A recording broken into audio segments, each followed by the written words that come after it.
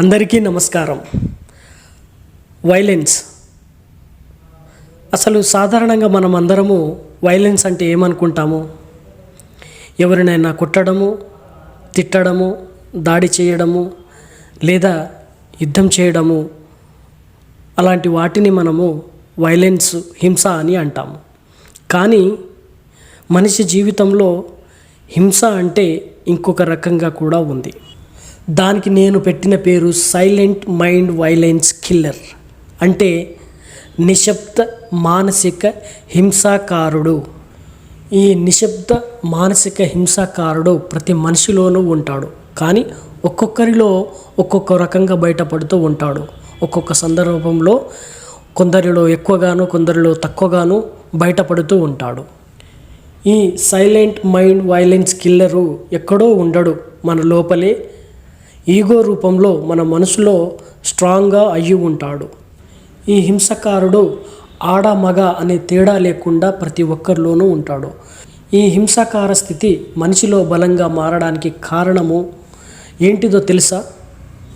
మనిషి ప్రతిసారి నాకే అంతా తెలుసు, నేను చెప్పిందే కరెక్టు, నేను చెప్పిందే వినాలి, నేను చెప్పిందే జరగాలి, ఇతరులు కూడా నా మాట వినాలి, నాకు అంతా తెలుసు అని మాట్లాడి చెప్పుకునే స్థితిలో ఈ హింసకారుడు ఉంటాడు. అసలు విషయం ఏమిటంటే, భౌతికంగా కొట్టడం, తిట్టడం, దాడి చేయడం, యుద్ధం చేయడమే హింస కాదు. మానసికంగా కూడా హింసించే స్థితి ఉంటుంది. ఒకటి మాట్లాడకుండా, ఆయుధాలు వాడకుండా మనిషిని హింసించే గుణం ఒకటి ఉంటుంది మనిషిలో. అయితే ఈ హింసాకారుడి తత్వం ఏమిటంటే, గుణం ఏమిటంటే, అందరినీ ఒప్పించాలి, బలవంతం పెడుతూ ఉంటారు. అనేక సందర్భాలు ఆడవారైనా మగవారైనా ఎదుటి వాళ్లకు ఇష్టం ఉన్నా లేకపోయినా బలవంతం పెడుతూ ఉంటాడు, బలవంతం పెట్టి ఒప్పిస్తూ ఉంటారు. ఉదాహరణ ఒకటి చూడండి. భార్య తన భర్తని చీర కావాలి కొనిపెట్టమని అడుగుతుంది. భర్త కొనివ్వకపోతే కొనిచ్చేంత వరకు ఆ మనిషితో మాట్లాడకుండా ఆ మనిషిని దూరం పెట్టడము, అలిగి ఎమోషనల్గా ఫీల్ అవుతూ ఉండడం, ఇలా జరుగుతూ ఉంటుంది.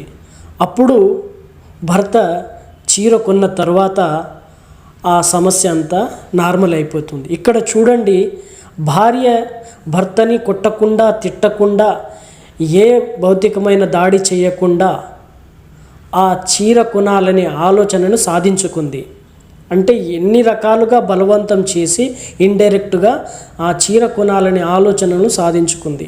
అయితే ఇక్కడ చూడండి, ఇక్కడే బలవంతం పెట్టి తను అనుకున్నది సాధించుకుంది. అంటే ఇది నిశ్శబ్ద మానసికమైన హింస స్థితి గుణము అన్నమాట. ఇందాక చెప్పినట్టు ఇక్కడ మగ ఆడాని తేడా లేకుండా ఈ గుణము అందరిలోనూ ఉంటుంది. మగవాడైనా సరే ఒక భర్త భార్యను ఎటు వెళ్ళనివ్వకుండా, ఏ డ్రెస్సు వేసుకోవాలి, ఎలా నడవాలి, ఎలా మాట్లాడాలి, ఏం చెయ్యాలి, ఉద్యోగం చెయ్యాలా వద్దా అనేది అవన్నీ తన నియంత్రణలో ఉంచుకోవాలని నియంత్రించే గుణము ఉండడము కూడా నిశ్శబ్దమైన మానసిక హింస కిందికే వస్తుంది. ఇంకొక ఉదాహరణ చూడండి. ప్రేమికులు ఉంటారు.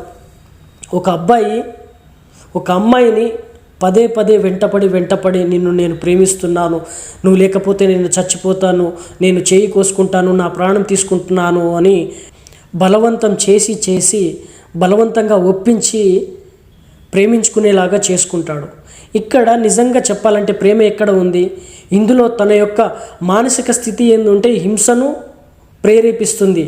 ఇది మానసికమైన హింస. ఇది అంటే బలవంతంగా ఒప్పించి బలవంతంగా తన దారిలోకి తెచ్చుకునేలాగా ప్రయత్నం చేసిన వ్యక్తిత్వం.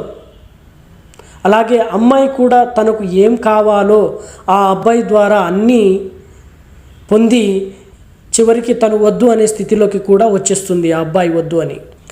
ఈ హింసాకారుడి మానసిక స్థితి ఎలా ఉంటుందంటే, కుటుంబ వ్యవస్థలోనూ, స్నేహితుల మధ్య, ఉద్యోగుల మధ్య, వ్యాపార రంగంలో నా మాటే నెగ్గాలి, నా మాటే వినాలి, అందరూ నా అభిప్రాయమే కరెక్టు, నేను చెప్పిందే చెయ్యాలి, నేను చెప్పిందే జరగాలి అనే కోణంలో ఆ ఆలోచన యొక్క అహంకారం అలా ఉంటుంది.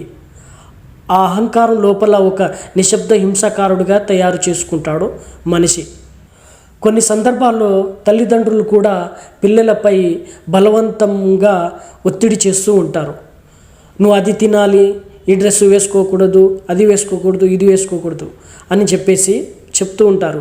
ఇది వాళ్లకు అర్థమయ్యేలాగా చెప్పడం కంటే వాళ్ళని నియంత్రించాలనే కోణంలోనే వాళ్ళ బలవంతం చేయడమే ఎక్కువగా ఉంటుంది. ఎందుకంటే పిల్లలకి ఏమీ తెలియదు, వాళ్ళకి ఏం తెలియదు, నేను చెప్పిందే కరెక్టు, వాళ్ళకి సమాజం గురించి తెలియదనే కోణంలో ఒక ఉద్దేశం పరంగా సరైనదే ఉండొచ్చు తల్లిదండ్రులది. కానీ నియంత్రించడం, బలవంతం చేయడము వేరు, వాళ్ళకు అర్థమయ్యేలాగా చెప్పడము వేరు. ఎదుటి మనిషి ఎవరైనా సరే, అది మన కుటుంబీకులు కావచ్చు, స్నేహితులు కావచ్చు, కొలీగ్స్ కావచ్చు, ఎవరైనా కావచ్చు, వాళ్ళకంటూ సొంత ఆలోచనలు ఉంటాయి, సొంత అనుభవాలు ఉంటాయి, సొంత నిర్ణయాలు ఉంటాయి. కాబట్టి వారి ఆలోచనలకు వారికి తగినట్టుగా వాళ్ళకు జీవించేలాగా చేయడమే నిజమైన మంచి కోరుకోవడం, వారిని మనం ప్రేమించడం లాగా లేదా స్నేహం చేయడం లాగా అవుతుంది. నిజమేమిటంటే ఇక్కడ మనం ఎవరిని బలవంతంగా మార్చలేమో, అది ఎప్పటికీ సాధ్యం కాదు. సత్యమేమిటంటే చెప్పడం మన బాధ్యత, ఒప్పించడం మన బాధ్యత కాదు. బలవంతంగా ఒప్పించడము అస్సలు కాదు. ఎదుటివారి ఆలోచనలని, ఎదుటివారి నిర్ణయాన్ని, ఎదుటివారి అభిప్రాయాన్ని ఎప్పుడు మనం గౌరవిస్తూనే ఉండాలి.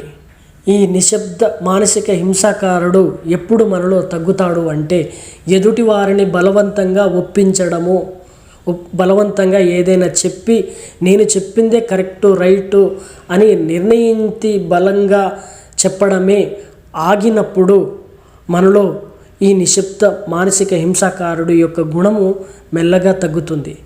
చివరగా నా ఆలోచన ఏమిటంటే ఎదుటివారిని బలవంతంగా ఒప్పించడము, బలవంతంగా మెప్పించడము, నేను చెప్పిందే కరెక్టు, నేను చెప్పినట్టే జరగాలి, నేను చెప్పినట్టే చెయ్యాలి అనే బలవంతమైన ఒత్తిడితో ఏదైనా మనము చేస్తూ ఉన్నామంటే మనలో నిశ్శబ్ద మానసిక హింసాకారుడు చాలా బలంగా ఉన్నట్టు.